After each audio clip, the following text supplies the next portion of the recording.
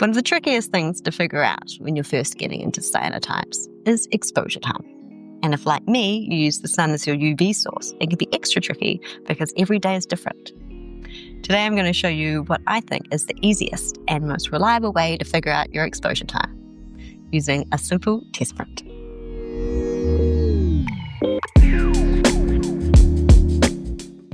To begin, prepare a sheet of sensitized paper, just as you normally would, and let it dry completely.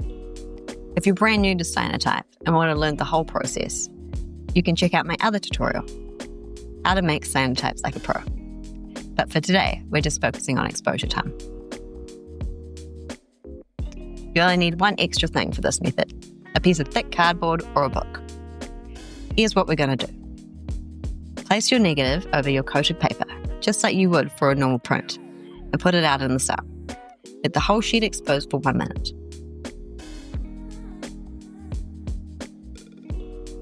And cover most of the print with your cardboard, leaving only a small strip uncovered.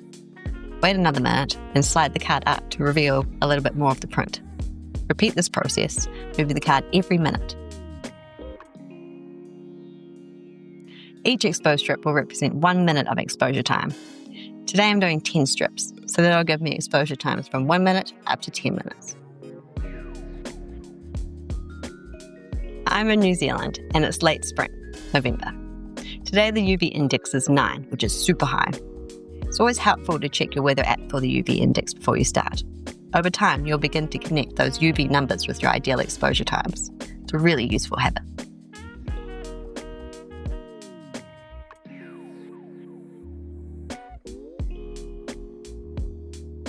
Okay, so after 10 minutes of shifting the cardboard in 1 minute increments, here's how the test print looks before washing.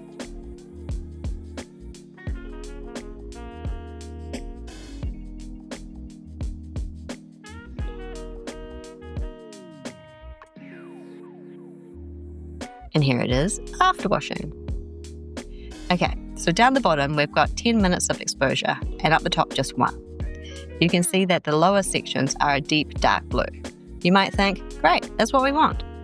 But remember, the blues will continue to deepen as the print oxidizes over the next 24 hours. Right now, if we look closely, the shadows have lost a lot of detail, especially down here on her feet. That tells us it's overexposed. The top strip at 1 minute is too light, so somewhere in between, around 2 minutes, looks just right for today's strong UV sun. Now just a quick disclaimer. Unless you're printing in a super sunny place with a very high UV index, these results aren't typical.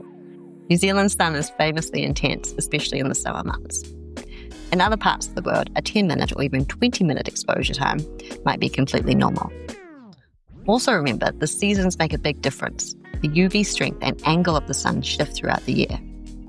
Here's an example of a test strip I did back in May, which is late autumn here. The UV index that day was around 4, and from this test I ended up doing a 9-minute exposure. Now we know our exposure time for today is about 2 minutes. Let's make a proper print using that timing so we can see the full result. We're going to expose this one for exactly 2 minutes. Once it's done, give it a rinse in clean water, just like you normally would.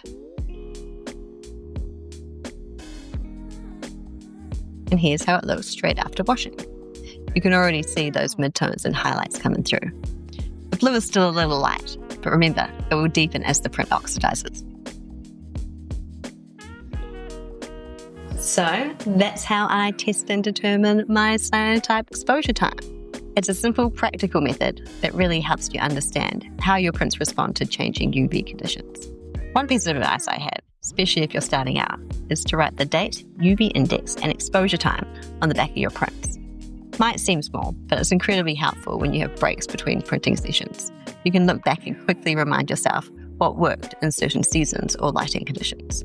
Once you've done this a few times, you'll start to develop an intuitive feel for your exposure times just by checking the UV index. I hope you found this video helpful. Don't forget to like and subscribe and check out my other Cyanotype tutorials for more tips and techniques. And if you have any questions or ideas for future tutorials, I'd love to hear from you in the comments below. Thanks for watching and happy printing!